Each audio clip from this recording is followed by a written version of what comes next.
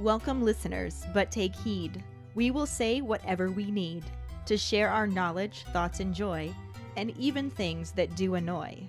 So join us now, but be aware, we have a tendency to swear. We'll dial it back a little bit. But frankly, we don't give a shit. Welcome to Just Keep Rolling, a Harry Potter book movie compare and contrast podcast. I'm Keighty, my co-host is Ellen, and we are starting the final fucking chapter of Harry Potter and the Goblet of Fire. I know how much you have been looking forward to finishing this book and movie. So fucking much. We ended up realizing that we had to split it into 2 parts, which means we will start it this week and finish it next week, so let's just keep rolling into the rolling rehash. Last week we covered Chapter 36, The Parting of Ways, and the absolutely no corresponding film scenes. Harry and Fawkes have one of their post-life-threatening situation cuddle puddles. Fudge brought a Dementor for an impromptu make-out session. Sirius has Molly wishing she'd worn her brown dress. Dumbledore gets the gears turning on Operation Fudge is a fucknut. Snape chooses what side he's on, but Harry's not entirely convinced. And for a chapter full of pertinent information, the movie really had no interest in clearing anything up. During episode 112, Spellgurgitate, our Potter Pondering was, how do you feel about the movie leaving out basically everything from Chapter 36? Hi friends, it's Juliana with this week's Potter Pondering. I love this chapter in the book. It is my favorite out of the whole entire book, where they're in the hospital wing and the fallout with the Ministry versus Hogwarts. It sets up what happens in the next book and the next coming books, but especially it lays the groundwork that Umbridge is coming. But we didn't know it at the time, and looking back, that's pretty awesome. So I'm sad that we didn't get to see that. I think this is a wonderful chapter, and yeah, I'm pissed that it's not in the movie. All right, bye friends. Hello, it is the Support Badger here, calling in this week's Potter Pondering of how I feel about them leaving out all of Chapter 36. As with most of my Potter Ponderings for this book, I am always disappointed in Noel, because why would you not be disappointed in Noel? But I think one thing that I really just don't like about the Potter movies in general is that they never show the train ride home. And I always thought that those were really poignant and meaningful moments, especially for Harry and then his character development. But, of course, I do not like them leaving things out.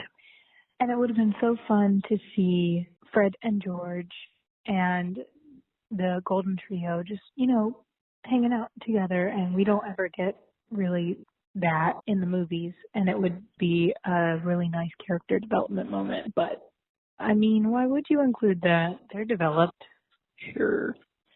But yeah, hopefully I have more positive things to say about Order of the Phoenix.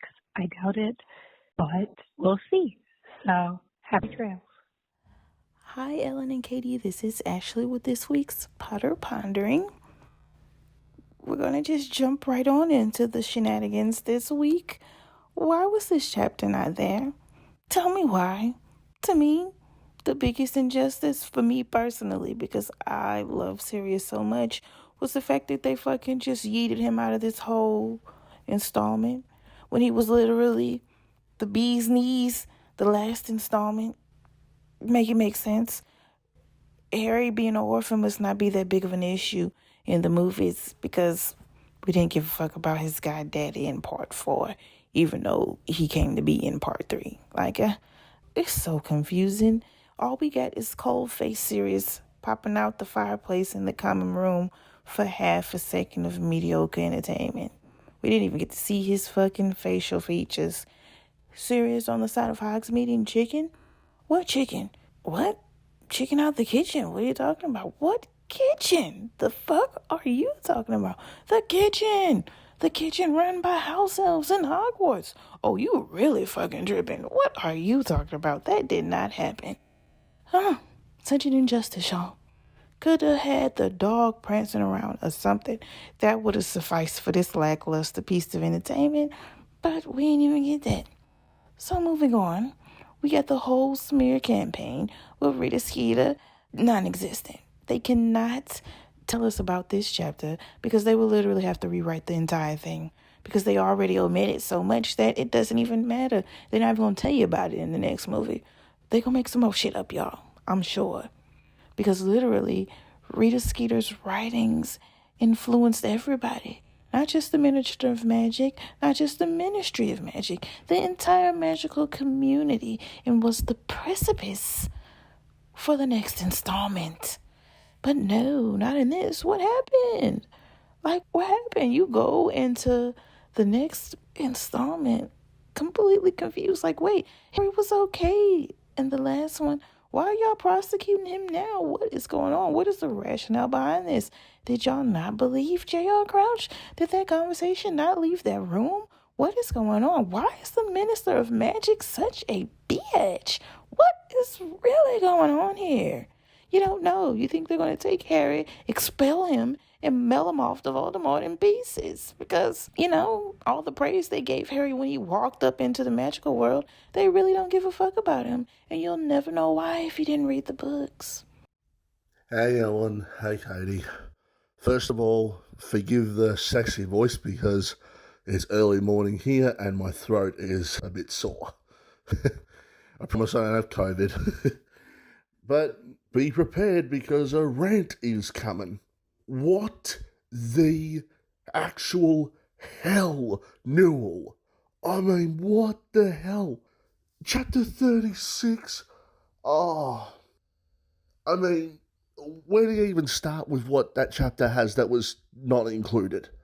The full explanation of Priori Incantatem, of what it does, the Phoenix song giving Harry strength, and then the parting of the ways with Dumbledore and Fudge. What we were robbed. We were effing robbed of that. Oh, God, Newell. I really wanted to see that confrontation. But Fudge spluttering and being all preposterous. Oh, why would we not get that? Why? Oh, Newell, you bastard. Jesus. You know, what can you say, really? It's bullshit. It's just bullshit of what we were robbed of. That's my rant. Thanks, guys. Thank you all so much for your responses.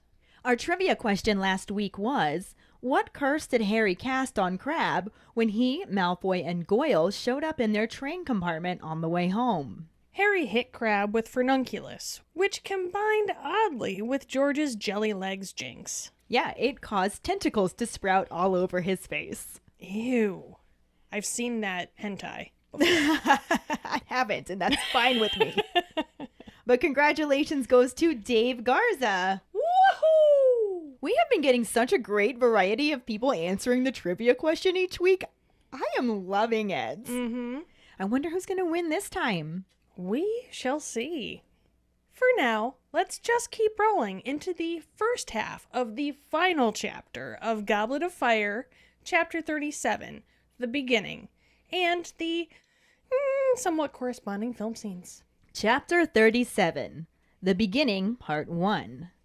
Even after a month has gone by, when Harry looks back on everything that happened, he only has scattered memories, though painful ones.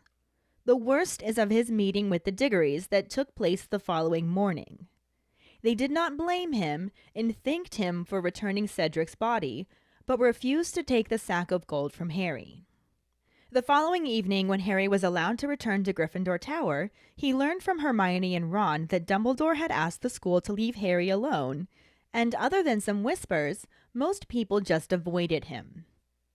Harry figures they believe Rita Skeeter's article and are formulating their own theories of how Cedric died. But ultimately he doesn't care and just enjoys the distraction he got from his friends. The closest they come to talking about what happened is when Ron mentions that his mom met with Dumbledore to ask if Harry could go straight to them this summer. Dumbledore wants him to go back to the Dursleys at first, and when Harry asks why, Ron says that Dumbledore has his reasons. Hagrid is the only other person that Harry feels comfortable talking to. Since they no longer have a Defense Against the Dark Arts teacher, they use some of that free time to go visit him in his cabin. Hagrid pulls him into a hug, and when they notice the 2 giant cups of tea on his table, he explains that he was having a cup with Madame Maxime. He makes more tea and serves it with doughy cookies before asking if Harry is all right. Harry says yeah, but Hagrid says that he isn't, though he knows he will be. He also says that he knew he was going to come back, it was only a matter of time, but as long as they have Dumbledore, he isn't too worried. He also mentions to Harry that Dumbledore told him what he had done, and praises him by saying it was as much as his father would have done. Harry smiles for the first time in several days, then asks Hagrid what Dumbledore asked him to do. Hagrid explains that it is secret, but he may have Madame Maxime persuaded to come too. When Harry asks if it has anything to do with Voldemort, Hagrid flinches and says it might be. He then changes the subject, joking about going to visit the last Scroot. On the last night at Hogwarts, Harry packs his trunk with a heavy heart. He is dreading the leaving feast, having largely avoided all of his schoolmates by eating when the Great Hall was mostly empty. For this feast, the usual Winning House hangings have been replaced with black drapes, and Harry knows that it's a mark of respect to Cedric. The real Mad-Eye Moody is sitting at the staff table and is understandably very twitchy. Karkaroff is gone, and Harry wonders if Voldemort has caught up to him yet. Madame Maxime and Hagrid are sitting next to each other talking quietly. Further down the table, Harry sees Professor Snape sitting next to Professor McGonagall, and when they make eye contact, he can't read the Potion Master's expression, though it looks as sour and unpleasant as ever. Harry wonders what Snape's orders were, and if he is truly a spy for Dumbledore. His musings are cut off when the headmaster stands and the Great Hall falls silent. Dumbledore announces that it's the end of another year, and then looks at the Hufflepuff table and says that he has much to tell them, but first he needs to acknowledge the loss of the very fine person who should be sitting here. He asks everyone to stand and raise their glasses to Cedric Diggory. Everyone does, and Harry catches a glimpse of Cho Chang in the crowd, crying silently. Dumbledore continues speaking, mentioning how Cedric exemplified the qualities of a Hufflepuff. He was a good and loyal friend, a hard worker, and he valued fair play. Because his death has affected them all, Dumbledore feels that everyone has the right to know how it came about. Harry looks at Dumbledore in awe as he declares that Cedric Diggory was murdered by Lord Voldemort. Though a panicked whisper begins to spread around the Great Hall, Dumbledore continues explaining that the Ministry of Magic does not want him to tell them that. But he believes that the truth is generally preferable to lies, and that pretending Cedric died because of an accident or blunder of his own is an insult to his memory. Everyone in the Great Hall is looking at Dumbledore with stunned or frightened expressions on their faces. Harry notices Malfoy whispering something to Crabbe and Goyle, and forces himself to look back at the headmaster when he feels a swoop of anger in his stomach. Dumbledore then says that there is someone else who must be mentioned in connection with Cedric's death, and goes on to mention Harry Potter, who managed to escape Lord Voldemort and risked his own life to return Cedric's body to Hogwarts. He showed the sort of bravery that few wizards have ever shown and should be honored. Dumbledore raises his goblet once more and murmurs Harry's name, followed by nearly everyone in the Great Hall. Through the gaps, Harry can see that Malfoy, Crabbe, Goyle, and many other Slytherins did not, but Dumbledore did not seem to see them. Once everyone resumes their seats, Dumbledore brings up how the Triwizard Tournament's aim was to further and promote magical understanding, and now, with Voldemort's return, these ties are more important than ever. He looks to all the foreign wizards and tells them that every guest in this hall will be welcomed back there at any time. They are only as strong as they are united, and weak as they are divided. They can fight Lord Voldemort's gift for spreading discord and enmity by showing equally strong bonds of friendship and trust. He believes they are facing dark and difficult times, and says for them to remember Cedric Diggory when they are facing a choice between what is right and what is easy. The movie section starts out with a transition shot of the exterior of Hogwarts Castle. The camera then cuts to a somber Dumbledore who is sitting in his chair in the Great Hall and acknowledging their terrible loss. He stands up as he says that Cedric Diggory was exceptionally hardworking, infinitely fair-minded, and, most importantly, a fierce, fierce friend.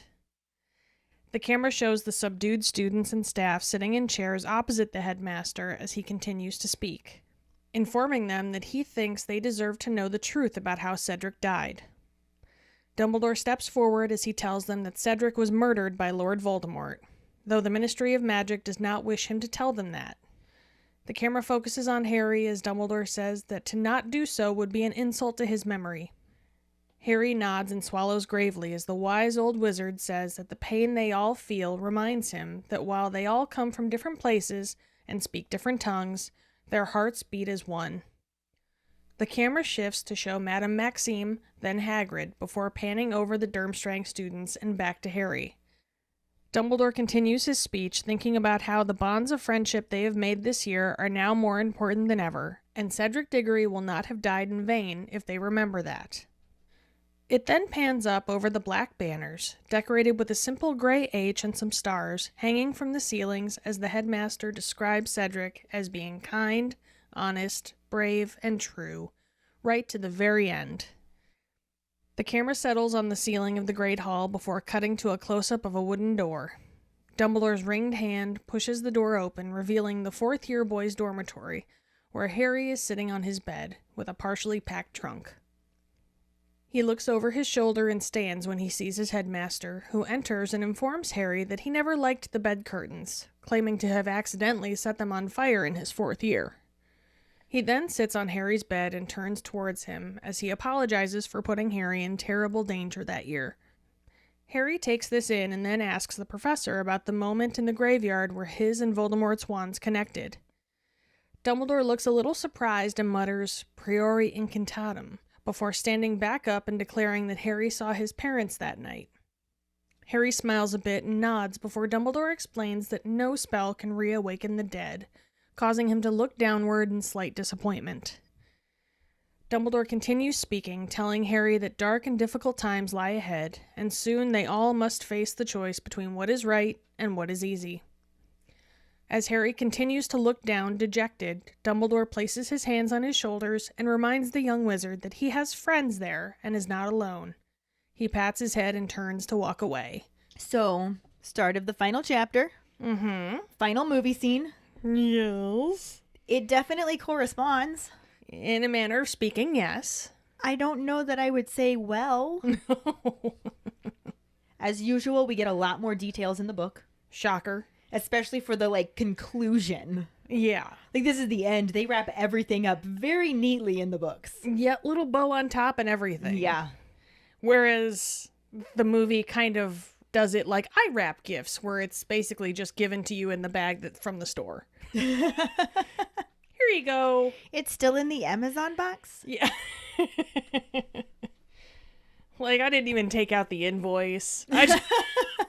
You can select gift receipts. Yeah, I don't even do that. They'll even wrap it for you. No, too much. Too much. Then people aren't going to think it's from me. That's what are you fair. talking about? Right off the bat, biggest difference is that the book specifically lets us know that a month has gone by. Yeah, we don't get that. Right. And then it kind of recaps through what Harry went through in that month. Which was mostly just, he did have a meeting with the Diggorys. And that was really tough. Yeah, I would have liked to have seen that. Right. Definitely. And they don't blame him. Obviously, we didn't see Mrs. Diggory in the movies. No. But it was at least accurate because Mr. Diggory was the one who was an absolute mess. Yeah. And Mrs. Diggory seemed to be beyond tears. Her grief was so great. And like I said, they didn't blame him. They talked about how it happened, acknowledged that he had just won the tournament. He must have been happy. And then Harry tried to give them the gold, saying it should have been Cedric's. Yeah. And Diggory's mom was just like, "No, honey, that's yours. You keep it." Oh. And Harry's just there like, "I don't want it." It's blood money. Basically. I don't want blood money. I think he only had to stay in the hospital wing overnight. They didn't specify that. It just says the following evening he was allowed to go back to Gryffindor Tower. And I don't know if it was the following evening from meeting with the Diggories or if that happened the next morning. He was there a night or two, maybe, probably. Yeah. That much isn't specified. Yeah. But he is allowed to go back to Gryffindor Tower and pretty much just spends all of his time with Hermione and Ron because they're not going to be judging him. Mm-hmm. And they know most everything anyway. Right. Yeah. And he learns from them that Dumbledore specifically asked the school to just leave Harry alone. So other than like whispers here and there of people clearly talking about him, nobody's coming up to him and asking really dumb questions. I mean, that's at least good. Yeah. However, I would be worried about what they're making up themselves. And we've heard in all of the books that when they don't know the full story, they just make shit up. Oh, yeah. So I'm sure, Every school does. especially aided along with all of the things that Rita Skeeter had already written. Because that's what Harry figures, that they're just formulating their own opinions based on what she already wrote and what they think happened. Honestly, I'm sure there are some that assume that Harry just killed Cedric so he could win by himself. Oh, yeah. You gotta think that was one of the rumors. You have to. You have to. But Harry decides that he just ultimately doesn't care what they're saying. He's just going to distract himself by hanging out with his friends. He's gonna just keep rolling. He's gonna just keep rolling. It works in so many ways. We did actually consider changing our name. We did, in light of recent events. I think we've ultimately settled on the idea that she did still write the books. It is thanks to her that we have this beloved series, but it's grown so much and encompasses so many other people, including us and the fans, Yeah. that we can just keep rolling. It's bigger than her. It's much bigger than her now. Yeah. We can just keep rolling and we can just keep rolling out. It's ours. Exactly. But yes, Harry just keeps rolling. He doesn't talk about it with his friends at this point either. Like I said, he's using them as a distraction. The closest that they do come to talking about it is when Ron tells Harry that his mom had a meeting with Dumbledore to request he comes and stays with them, like, immediately. Yeah. Like, please don't make him go back to the Dursleys. They're awful. Yeah. Just let him come stay with us. They are garbage humans. We are not. He is my cub. Yes. I have adopted him. Please let him come. I am Mama Bear. I will cut you. Yeah. Give me my cub. But Dumbledore does insist that he has to go back to the Dursleys at first. And Harry's just like, why? Yeah. And Ron's just like, I'm sure he's got his reasons. Now, of course, we know what these reasons are, and we'll talk about it later. Why he couldn't have just explained it, though? I don't know. To this day, I will not understand why he couldn't just say, look, here's the deal. I wonder if at this point he just felt like it was going to be piling too much onto him. I mean, if he's waiting for the right time, it's Harry fucking Potter. There's no right time. And this is one of those things that he does admit was one of the big mistakes that he made. Yeah. He was trying to protect him. It wasn't, though. It didn't work that way. It's not. It happened. Nothing you can do about it now. Nope. Is what it is. Hagrid is the only other person besides Ron and Hermione that Harry actually feels comfortable talking to. Understandable. It's Funkle Hagrid. It's Fungal Hagrid, and he already knows what happened. It's not like he's going to be asking him a ton of awkward questions. Not on purpose, at least. Well, yeah. He is Fungal Hagrid. Exactly. They no longer have a Defense Against the Dark Arts teacher for obvious reasons. The one that was teaching them is now soulless. The one that was supposed to be teaching them is in recovery. Yeah. Probably a little traumatized. I feel like they could give him the rest of the year off. Definitely a case for disability. Just saying. Yeah, but it gives them a free period. To be honest, I'm a little bit confused by this in general because didn't they already take their final exams? Why are they still having classes? Yeah. I mean, I feel like this would just be the time of the school year where the teachers are just showing videos, right? But like, it's been a month. I mean, maybe things got pushed back because of everything that happened? Yeah, I don't know. I don't know. But anyway, they don't have Defense Against the Dark Arts since they don't have a teacher, and they Yeah. use some of that extra time to go down and visit Hagrid. And Hagrid just goes and immediately gives Harry one of his bone-crushing hugs because he can't help it. He's half giant, which we learned in this book. Not the movie, but this book. Why would we learn that in the movie? It's not like it's important. What? No. Silly. But anyway, he's giving him his giant bone-crushing hug, and the trio all notice that there's 2 huge teacups setting out on Hagrid's table, and Hagrid explains that he was having tea with Olympe, is apparently the proper pronunciation according to the YouTube video that I watched, because I was saying Olympe or Olympia, I didn't really know how to say it. That's how I still say it in my head, just because it's Olympe. me. Olympe. I feel very French saying it. Right. Yeah, if you say it without the accent, it just sounds like what they would call her if she got a sprained ankle or something. Olympe. Olympe. What she got, Olympe? But this also confuses the trio. They're like, who? And Yeah. Hagrid's just like, Madame Maxime to you. Like, oh, her. You guys made up, have you? And Hagrid's just like, don't know what you're talking about.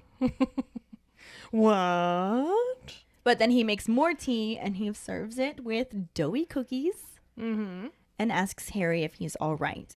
It's probably like when you see somebody on the street and you're like, hey, how are you? And they're like, fine, just without thinking. Yeah. And they may actually be awful. It's just a pat response to say, I'm fine. Oh, yeah, it's the first thing you do. 'Cause, Yeah. I mean, maybe he just didn't want to get into it, really. Right.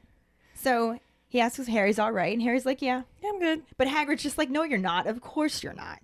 But you will be. Because Fungal Hagrid. Uncle Hagrid. He's so sweet. He also then says that he always knew that you-know-who was going to come back. It was only a matter of time. Yeah. But as long as they have Dumbledore, he's not too worried. Way to jinx everyone, man. Exactly. I'm like, did you just... What's the worst that could happen? Yeah. Thanks a lot, Hagrid. Classic horror movie trope. Why would you say that? But then he also tells Harry that Dumbledore filled him in on what happened and what Harry did. And he says he did as much as his father would have done, and he can't give him any higher praise than that. Aww. And this makes Harry smile for the first time in several days. Well, of course it does. I know, Fungal Hagrid. How do we not get this scene? Because the movie just wants him to be a brainless oaf. Newell. Mm-hmm. Actually, that's probably multiple directors' faults, but Newell. In this particular case, Newell. Harry also uses this opportunity to figure out if he can get any information from Hagrid about what Dumbledore asked him to do. Mm-hmm. Always be meddling. Always. Always. Hagrid explains that it's a secret, but also says that he may have Madame Maxime persuaded to go along. I feel like he may as well have just told him at that point. You know, he really may have. Why pretend anymore, Hagrid? Harry's just like, well, does it have anything to do with Voldemort? And Hagrid flinches when he hears Voldemort, but he says, might be. Again. Which is a yes. Oh my gosh, just say it. That's a yes. Every kid knows that. Come on. But instead, in a very unlike Hagrid move, I think anyway, he changes the subject and asks if they want to go visit the last Scroot with him. Yeah. And then they all three get this like horrified look on their face. And he's like, I'm only joking. I'm only joking. Hard pass. Hard pass. Hard pass. And none of that happens in the movie. Because why would it? Why would it? Silly. Instead, it starts out the next day or maybe the next week. We don't really get into specifics. Certainly not the next month. Certainly not. All we know is that the last scene was at night and this one starts off sometime during the day. So, you know, that's about all we get. We see a super bummed out looking Dumbledore sitting in his chair at the head of the Great Hall. But it's a different Great Hall than we've come to know. The light is soft from the windows, but somehow harsh and sobering in its brutal honesty. It really was some good imagery. I'll give it that. Yeah, the lighting is really impressive. Yeah, I agree. I'm not insulting the cinematography of these films in any way, shape, or form. No, dude, they knew what they were doing. It's just... They are wonderful films. My only qualm with them is some of the details that were left out, or a lot of the I was details. going to say most of the details that were left out. Many of the details. Is this even the same story? Anyway, just keep rolling. Anyway, standing up, Dumbledore eulogizes Cedric Diggory like a boss, because it's Dumbledore and he speaks in cross-stitch. But he speaks to all his quintessential Hufflepuff qualities, his loyalty, his badass work ethic, and his egalitarianness. Is that a word? Egalitarian. It is now. It is today because I just said it, so there. Basically, homie was on the level. On the up and up. You know, he was good people. He was good people. Definitely good people. And that does tie it back into the book because it then gets into the last night at Hogwarts. And Harry's got his trunk all packed and it's with a heavy heart. He does not want to go, but at the same time, I feel like he probably wants to get out of this situation. Yeah. So I think that this is just a very emotionally draining time for him. He needs a vacation. Not necessarily the one he's going to get, but he needs a vacation. The Dursleys are not a vacation. No. He's also dreading the leaving feast. I mean, he largely avoided everyone. Yeah. He was only going to the Great Halls like in between meal times when it'd be mostly empty and had no choice but to go to this feast at the time when everybody was in there. Mm-hmm. He was probably like going down to the kitchens to get food. Yeah, honestly, he had the end with Dobby. That's what I would do. Right? Just be like, Dobby, hook a brother up. Give me some snacks. Yeah. Got some turkey legs in there. Ron wants one too. Just saying. Ron needs two. Yeah. But anyway, he has no real choice. He's got to go to the closing feast. Mm-hmm. The leaving feast, as they call it in the book. And when they get into the Great Hall, the house banners that usually hang representing the winning house have been replaced with just plain black drapes. And Harry is like, well, obviously that's to honor Cedric. Mm-hmm. That's just the classy thing to do there. Yeah. Because here's the thing, is unless Hufflepuff won the House Cup that year, it was going to look pretty tacky. Yeah. Putting any other house up. Yeah. Just saying. Obviously, the book has more details. Facts. So even though this is basically where the movie section started out, this point of the book, we get more information with some background of what's going on at the staff table. The real Mad-Eye Moody is sitting there looking very, very twitchy. Yeah. Like jumps at every single little sound. Understandably. Probably refuses to eat or drink anything that he didn't prepare himself on an even greater level than before. I was going to say, he was already doing that. Now Yeah. it's probally to an insane degree. Yeah. It's probably like dosing the house elves with Veritas serum. Like, did you poison this? Did you put poison in my goblet of pumpkin juice? He's not Dumbledore. Chill out. Jesus. And it's not the movie. Fair enough. Got a little carried away. And the movie, we don't even see Mad-Eye Moody, so Yeah. But if we did, that's what would have happened. that's pretty much, yes. Harry also notices that Karkaroff is gone, He pieced out hard. which we already kind of knew that happened. Mm-hmm. Because Voldemort made the comment about one having fled and he'll be hunted down. And Snape made the comment about him fleeing as well. Yeah. As soon as the mark burned on his arm. Yeah. So we did already know all of that information. So he's assumed dead at this point. Probably. We do find out what happened to him in Order of the Phoenix. Mm-hmm. But for now, it's just a bunch of testosterone-riddled males and estrogen-riddled females. Because, of course, in the book, it's a co-ed school. Running around all amuck with no headmaster. And the movie doesn't even mention Karkaroff ever again. Nope. So if anybody wanted some closure as to why the fuck he was in the Great Hall with the Goblet of Fire, you are just shit out of luck. Facts. Harry also sees Madame Maxime and Hagrid sitting next to each other. Mm-hmm. And they're talking quietly, probably about their secret mission. Mm-hmm. Or they're flirting. Why not both? Yeah, exactly. Yeah. Then further down the table, he sees Professor Snape sitting next to Professor McGonagall. Sure. And then when he makes eye contact with his potions master, because this is the moment that it happens in the book,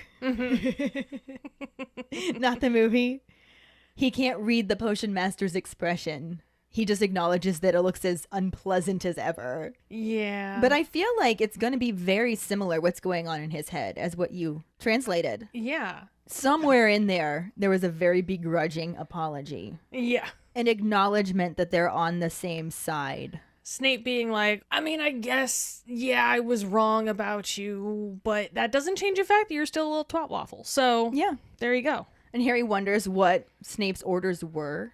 Mm-hmm. Still doubting that he is actually a spy for Dumbledore. Which which is understandable. To be fair, yeah. I mean, he literally spent the year with a teacher that he thought was one teacher, but was not at all that teacher. Oh, Harry's gonna have some huge trust issues. Yeah, there's some psychological shit that boy needs to work through, and he's not gonna, 'cause he's Harry. And he's going to the Dursleys, who, let's face it, they don't give a shit about his mental health. No. And apparently therapy in the wizarding world is just not a thing. Yeah. But we digress. He's just gonna need a lot of pepper up potion. Yep, maybe that would help. Harry doesn't have any more time to think about what Snape is going to be doing when the headmaster stands to make his usual end-of-term speech. But this one is much different than previous ones that he's had to make. Because the very first thing that he does is look at the Hufflepuff table and say that I have a lot that I have to tell you, but we need to address the person that should be sitting here. The elephant not in the room, if you will. Oh. Sorry. I'm just going to keep rolling. He asks everyone to stand and raise their glasses to Cedric Diggory, which they all do. You look like a real chode if you didn't. Right? So. And during all of this, Harry actually catches a glimpse of Cho Chang. She raises her goblet, she takes a drink, but she is just sobbing silently.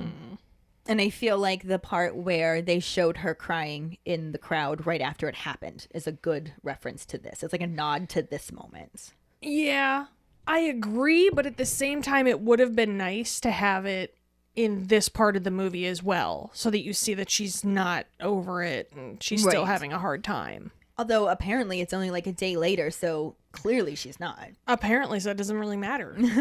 Explains why we didn't see her at all, I guess. Yeah. But Dumbledore continues speaking. He talks about all of Cedric's exemplary qualities of being a Hufflepuff. Being a good and loyal friend, a hard worker, and valuing fair play. Which, can we just focus on those for a second Sure. and remind people that Hufflepuffs are fucking awesome? And I'm really sick of those stupid memes that are circling around that are like, not all Gryffindors are brave, not all Slytherins are evil, not all Ravenclaws are wise, not all Hufflepuffs are weak. No one ever said Hufflepuff was weak. No one ever said Hufflepuff is weak. No. I mean, stupid people do. Hufflepuffs are awesome. Yep. Step down off my soapbox. But Dumbledore says that because Cedric's death affects them all, he thinks everyone has a right to know how he really died. And Harry's just like, what? Yeah. Especially since Harry was there. He saw how the minister reacted. He knows very well that Dumbledore is not supposed to say anything. But Dumbledore does what he wants. Dumbledore don't give a fuck. He just flat out says Cedric Diggory was murdered by Lord Voldemort. Just drops the hard V right there Hard V. at the Doesn't- leaving feast. Multiple times even. He gives zero fucks. I also think it's very interesting that he is using a title with him. He's calling him Lord Voldemort. That kind of irked me as well. But I guess show the evil person some respect. yeah. I wish that he had just said Voldemort. I don't know why he gets to be. It's the same way that Harry asks Snape why he calls him the Dark Lord. Like, Yeah. everybody else says you know who or he who must not be named. Only a few people say Voldemort. Why is he saying Lord Voldemort in this moment? Yeah. But whatever. Maybe to make it more dramatic? I guess. I don't know. But anyway, he drops the hard V and naturally everybody starts panicking and whispering about. And this is the one moment where Dumbledore just lets people whisper while he's talking. Because he just keeps talking. Yep. Although normally it's not like he doesn't not let them talk. They just listen when he has something to say in the books anyway. Yeah. But with this bomb of crazy ass knowledge, he was probably expecting some whispers. Oh, I'm sure. But he's like, whatever. If bitches miss what I say next, that's on them. Yep. He just keeps rolling. And like I said, explains that the Ministry of Magic doesn't want him to share this information, but too fucking late now. And says that he believes that truth is generally preferable to lies and that pretending Cedric died because of an accident or blunder of his own is an insult to his memory. And I gotta say, I agree. That is truth. I think it would be bullshit to actually say that Cedric died because of an accident. Yeah. Or something that he did wrong. Right. Oh, Fuck especially. that noise. Fuck on that noise. Talk about victim blaming. Right. Hell no. Yeah. Ugh. The movie basically does this too. We see the students and the staff and the crowd looking super down in the dumps, understandably. Dumbledore takes this opportunity to lay a big old truth bomb on everyone by explaining exactly how Cedric died. Ding. Ding! He then tells them that the Ministry doesn't want them to know, but, fuck those guys, because Cedric was killed by the big bad Veester, emphasizing his name so that everyone knows that you-know-who bullshit is weak and won't be flying with him. Ding. Mm-hmm. We got 2 dings. Yeah, it's pretty similar there, actually. Mm-hmm. Back in the book, everyone in the Great Hall is just stunned or frightened. So you got, like, deer in headlights, and you've got, like, awe. Mm-hmm. Harry sees Malfoy whispering something to Crabbe and Goyle. See, and I always wondered about this because it specifically says that everyone's faces were looking at Dumbledore Yeah. with the stunned or frightened expressions. Yeah. And then it talks about Malfoy whispering something to Crabbe and Goyle. And so is he maybe, like, shocked that Dumbledore told the truth? And that's why he leaned over to whisper? Or is he shocked that he said his name? Yeah, I don't know. I can't imagine they would have been frightened. So I assume that they're going to be the stunned ones. But then why are they stunned? Just because he told the truth? It's really not that important. It was just something that as I was going through this, I was just like, but would they have been stunned or frightened? Well, that's because what it said everyone. But it's everyone from Harry's perspective. So, I mean, maybe that's Yeah. why. But I always wondered that too. Like, how did the Slytherins react? And it makes me kind of upset that we don't see any of that. But it also kind of makes me happy because who knows how they would have been painted. had Not we seen well, them. based Yeah. on future books. And past, Yeah, for that matter. yeah. But when Harry sees Malfoy and Crabbe and Goyle, he feels this swoop of anger in his stomach. I mean, understandably. I am honestly kind of surprised he didn't pull his wand out and jinx him right then and there. Yeah. If this were Order of the Phoenix Harry, he probably would have. Caps Lock Harry don't give a shit. Yeah, we're getting there. So close. Now, this is something that the book mentions that the movie does not do at all. Mm-hmm. Because Dumbledore then says there's somebody else that needs to be mentioned in connection with Cedric's death and says Harry Potter. Mm-hmm. Like, way to just call him out. Yeah. But the truth is generally preferable to lies. Yeah. It's probably more trying to clear the air. Yeah. Because as much as he tells other students not to bother Harry and not to say anything and da-da-da, he can say that all day. But at the end, there's still kids who are going to talk shit. Right. He can tell them what to do. He can't control what they do. Yeah. And he can't control what they say. Yeah. So this, I think, was him clearing it up. Partially. Partially, yes. But he explains that Harry managed to escape Lord Voldemort and risk his own life to return Cedric's body to Hogwarts. And he has shown bravery that few wizards have ever shown and should also be honored. And then he raises his goblet and murmurs Harry Potter and takes a drink. And nearly everybody does this as well. Except for, Malfoy, Crabbe, and Goyle, and quite a few of the Slytherins. Yeah. I was going to say, let me guess who. And then the book specifically says, but as Dumbledore possesses no magical eye, he did not see it.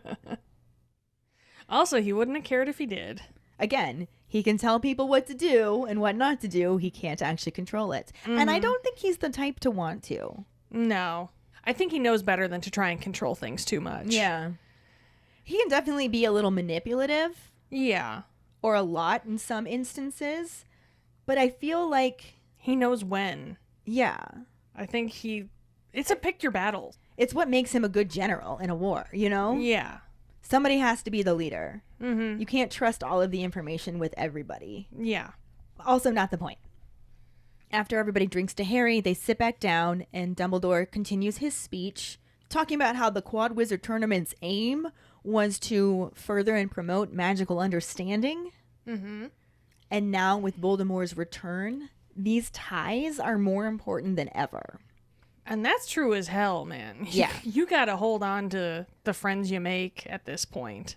I mean, I feel like that's true always. Yeah, but especially in times where danger is Yeah. looming, if you will. Especially then. He looks to all of the foreign wizards, so, Crumb, Fleur, Madame Maxime, Karkaroff's obviously gone, so not him. Yeah. But the other Durmstrang students and Beauxbaton students, and they actually look a little concerned what he's going to say to them. Yeah.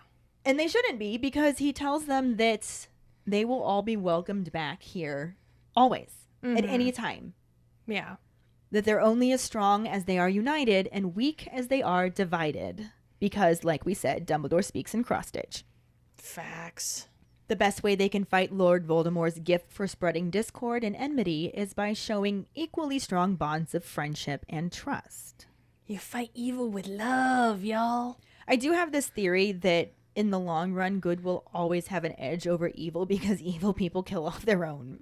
That is true. But he believes that they are facing dark and difficult times and says for them to remember Cedric Diggory when they are facing a choice between what is right and what is easy. This is not how it happened in the movie, but the gist is similar. Yeah, the whole setup was quite a bit different. Mm-hmm. In the book, it was an actual feast, but the movie has it more set up as an assembly. Yeah, no food, which sucks, but just a captive audience to listen to Dumbledore. Harry at this point looks ready to march off into the battlefield right then and there, while everyone around him just looks ready to fucking vomit. Well, yeah. They're just holding him back. Even Hermione's eyebrows look forlorn, which, that's impressive for them. Yeah. They're normally so animated. I know. Dumbledore continues on, laying down the old all for one, one for all, united we stand, divided we fall cross-stitch that we've come to know and love from him. Which is the same sentiment from the book. Yeah. We then see Madame Maxime, Hagrid, and Victor Crumb looking just sullen as fuck, as Dumbledore reminds everyone to hold your new bonds and friendship even closer so that Cedric didn't die for nothing. So in other words, y'all bitches owe it to Cedric to not fuck this up, guys. Also a similar sentiment. Mm-hmm. And as Dumbledore continues on about what a great guy Cedric was, we then see the plain black Hogwarts banners hanging from the wooden beams of the unenchanted ceiling. No skyscape, no clouds, just wooden beams. Because even the ceiling is sad. Even the ceiling is sad. Mm-hmm. This also echoes the fact that the book mentioned the black hangings in honor of Cedric, so the scene definitely got the basics right. Mm-hmm. Set design was on point. That's for sure. However, the movie then added in a scene that is meant to correlate to the entirety of Chapter 36 that was left out. But let me tell you what, it barely does. Barely. Ugh. So barely. Dumbledore enters Harry's dorm room where the miracle of modern psychology himself is sitting on the bed with his half-packed trunk, undoubtedly just super stoked to go back to the Dursleys for another wonderful, wonderful summer. I mean, we know from the book that he wasn't. I mean, we can see from the movie he isn't. Yeah. either, but He's not. No. Let's just leave it at that. not at all. He looks over his shoulder and stands when he sees the headmaster is in his doorway. In order to relate to the youth, Dumbledore tells Harry all about his weird hatred for the bed hangings, telling him that he accidentally set fire to them in his 4th year. And yet somehow, despite being headmaster of the school for a long-ass time, he never saw fit to change them for future students. Could have done that at any time, you know? Put a 3-headed dog in the building to guard the Philosopher's Stone? Sure! Enchant the goddamn ceiling to show the night sky? Hells yeah! Change the drapery that bothered him so much he literally became an arsonist at 14? Well, that's just going too far. Let's also not forget the fact that you can just magically charm things to look different in the Harry Potter world. Why would he not just make them look different? It's just... Instead of fucking setting them on fire? Oh, wait, because it didn't happen. It's just a really weird addition to put in there. Yeah. Like, oh my god. Maybe instead of that anecdote, we could have learned a little bit more about Priori and Cantatum. Wait, you're getting ahead of things. Okay, we'll get there. I'm getting to the one mention of it. Hold on. Dumbledore then sits on Harry's bed and says, LOL, my bad for putting you in a shit ton of danger this year. Yeah. Oops. He very obviously underestimated the power that a lightning rod for evil like Harry would have on a shitstorm like Voldy. Maybe he won't do that next year, though, right? Yeah. Maybe. Maybe. Harry considers just responding with duh, but instead decides to just bring up what's really on his mind. The crazy wand jizz flying everywhere when Harry and Voldy's wands connected. Dumbledore then mutters, Priori incantatum, and almost, like, you can't even understand what he says almost. And he looks surprised, Yeah. which annoys me so much. There's no gleam of triumph. He barely mutters a word that has not been said this entire movie, and then just continues on before Harry can even ask what the fuck that means. Like, he stands back up and declares that, oh, Harry saw his parents that night. What? I mean, we know he did. We saw that happen, but why? And how does Dumbledore know? And what the fuck is Priori Incantatum? And the fuck are we doing here? But Harry, who has just really gotten used to Dumbledore knowing shit out of nowhere, smiles and nods before Dumbledore dashes all his hopes real quick. Like, kid, I've said it before, I'll say it again. Your parents aren't coming back, so get the puppy dog look out of your eyes. And Harry takes the cold splash of truth to his face and looks down as though he's just been kicked. It is unbelievable to me that this is all we got about Priori Incantatum. Mm-hmm. No what, no how, no why. Just the fucking words, Priori Incantatum. Yeah. You saw your parents that night, didn't you? Yes, but how did you know that? I'm not going to tell you. That's not important. But also, are we supposed to believe that this is the very first time that Dumbledore even talks to Harry after everything that happened? Like, what? I'm sorry. This is the first time you're hearing that Harry saw his dead parents? I mean, I feel like that should have been the second thing out of his mouth, aside from Cedric's dead, Voldemort came back. I saw my parents. Right.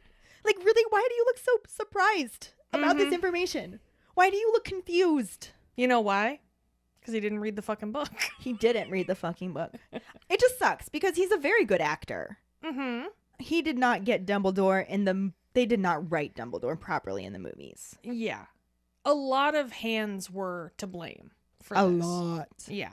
But it's really frustrating. I mean, come on. Yeah, because we have no idea how long it's been since the whole thing happened anyway. We don't know how long it's been. Yeah. We don't know what conversation. Like, did he just walk Harry out of the office and send him to the hospital wing? Did he go to the hospital wing? Did he go back to his dorm? Was this the next day? Was this a week later? Was this a month later? Like, the closest... Did he never, ever talk to him ever again? The closest we can come to some kind of timeline is the fact that Harry is healing. So it's been less than a month. Yeah. Guaranteed. Time has passed. Yes, because Harry's superficial markings on his face and stuff are healing, but they are not healed. So the assumption is it's been more than a day, but less than a month. Yeah. And that doesn't give us anything to go on. No. And here's the thing, even if it was only a day, are you really telling me this is the first time Dumbledore's talking to him? Right. Especially since we know specifically in the books that Dumbledore's like, we need to talk about this right now so that you can get it out of your system instead of sitting on it and having it hurt worse. Mm-hmm. We know that. Yeah. They wrote this Dumbledore the exact opposite of that. Completely. Like, this implies that days at minimum went by before he even spoke to Harry about what actually happened to him. Yeah. It just makes him seem so uninvolved when he was the fucking puppet master. Yeah. It's infuriating. Mm-hmm. It makes him look aloof and just like, meh, I'll talk to him later. I guess he's fine. I'm gonna give him a couple days. He'll pop up in his dorm room. Yeah. Newell. But we digress. Dumbledore continues the pep talk, telling Harry that dark and difficult times lie ahead and shit is definitely gonna get worse before it gets better. Like, bitches are gonna have to make choices, and they had better make the right one or they will be shit out of luck in the life department. Which he does actually use the words, making the choice between what is right and what is easy. So that was directly from the book. We can give that a ding. Yeah. It was just at a different time. Definitely a different time, yeah. And I mean, how do you leave a line like that out? I feel like the movies were like, challenge accepted. Wasn't a challenge. It wasn't a challenge. But anyway, Dumbledore puts his hands on Harry's shoulders and reminds him that he has friends and he is not alone. At least not for now. You know, when he goes back to the Dursleys, he's going to be kind of alone, so that's going to suck. But It's all good. But Harry nods and gets rewarded with a pat on the head, like a fucking dog, as Dumbledore turns, throws up a peace sign, and says, "Headmaster out, bitches!" You know, I would have actually been less annoyed had he actually done that than some of the things that he did. I'm not gonna lie, if I was a Hogwarts headmaster, I would totally leave every room that way. Although, I mean, being the headmaster of a school, you might have to go with Headmaster Out, Snitches. True. That could work too. But yeah, either way, didn't happen in the book. No. I can't even say that it's getting the sentiment. No. It's not even like the Diet Coke of what happened in the book. It's just... I almost wish they had flip-flopped these scenes. Yeah. Where they started with Harry in his dorm and had Dumbledore talk. That would feel more natural. And then gave us a little bit more detail, like tell us, you know, what the fuck Priori and Cantatum is and why the wand's connected. Because I think it's pretty fucking significant that their wands share a core, but the movie didn't. Yeah. We never learned any of that. Not mentioned at all. Not even a little bit. Not even alluded to. It just happened for no explained reason whatsoever. Uh-huh. You're just meant to think that, like, what? Harry is just so powerful that his wand connected with Voldemort's wand because he chose for that to happen? Or... Well, apparently that's just what Expelliarmus does. Because it certainly doesn't disarm people. It throws them backwards. It connects with wands. No, if they had flip-flopped these two parts of the scenes, and they had Dumbledore talking to Harry and explaining things a little bit more detail, I don't even need it to be that long. Just fucking tell us what Priori and Cantatum is and why that happened. Yeah. Something. Give us the what, why, and how. Exactly. Give us that, and then go into the feast. Mm-hmm. If they flip-flop those, I think it would have made more sense. Yes, I agree. I think it would have lined up to the book a little bit better. Mm-hmm. We could have had a ding. We could have had a ding. We got no ding. No ding. But we did decide to cut this off here. Mm-hmm. Because we're well into a solid amount of time recording this episode. And we still have half of a chapter to go. Yeah, it was quite the chapter. And I know we've heard from some of our patrons that they like it when our episodes get longer, but I'm the one who has to edit them, and I don't. So we really try to keep them between 45 minutes and an hour. Facts. I know we go over a little bit, but meh. That being said, that'll bring us to our Potter Pondering this week, which is, what are your overall thoughts about how the movie handled Dumbledore's speech about Cedric's death and Voldemort's return? We can also throw in, if you have any comments to make about how they summed up his conversation with Harry. Mm-hmm. Doing it in the dorm room instead of his office and stuff like that. So if you have any comments about that, because I have a feeling that Ashley does. Ashley has some comments. But anyway, find the post on our Facebook page and share your thoughts, or call us at 216-526-6792 and leave your response as a voicemail. Make sure you start off telling us your name and then go into your answer. We really look forward to reading and hearing them. This will bring us to our Sorting Hat story, which is from Brandy Wilson. She writes, I am a Ravenclaw. I used to know my wand. I remember it has something with the dragon heartstring core, but my Patronus is a badger. My, at the time, 25 or 26-year-old younger friend was driving back from a summer camp where he was the paramedic. He called me around 10:30 p.m. just to chat on his hour-and-a-half drive home. Eventually, we got to talk about why he was coming home to be at the midnight release in downtown Hudson, Ohio with his mom for Half-Blood Prince. I reminded him that he was an adult, and he asked if I ever read them. No. I'd seen the first half of one of the movies, and that was enough for me. He then exclaimed that he wasn't speaking to me again until I'd read the first book and hung up on me. Such began my obsession. His sister and I were college friends, co-workers, and then later roommates. That's how I met her brother in the first place. And I sent her kids some leftover wands I had made for my Harry Potter-themed Halloween party 2 years ago. That's excellent. I love that. That is a good friend right there. Right? Everyone needs that friend. Really, putting it all on the line to make sure that you can fully appreciate the amazingness that is Harry Potter. Mm-hmm. Thank you so much for sharing your Sorting Hat story with us, Brandy. Yes, thank you. And if any of you other keepers out there listening would like us to read your Sorting Hat story on a future episode, you can email it to us at justkeeprolling@gmail.com. Let us know your house, wand, Patronus, how you got into Harry Potter, and anything else that you might want to share with us. Or you can message it to us over social media. This week's trivia question is, what card game do Harry, Ron, Hermione, Fred, and George play on the Hogwarts Express? The first one who responds with the correct answer and the code word #headingback will get a sticker. Another way to get a sticker is to rate and review us through iTunes or Facebook. Make sure to email us at justkeeprolling@gmail.com to let us know you did, and we'll get back to you to figure out which sticker you want and where to send it. Don't forget to find us and follow us on Facebook at JKR Podcast and Twitter and Instagram at Just Keep Rolling. Following us on Podbean at justkeeprolling.podbean.com will get you the episode as early as possible and give you a leg up in answering the trivia question. Make sure to check out our website at justkeeprolling.com, and don't forget to subscribe to our YouTube channel. If you would like to help us continue creating more content, you can support us as a patron and get extra perks on patreon.com/justkeeprolling. As always, any support you can give is greatly appreciated. And join us next week when we talk about the second half of Chapter 37, the beginning, and the barely any corresponding film scenes. Thanks for listening. We hope you hear us again. I'm Katie. I'm Ellen. Until the next time, Just keep rolling.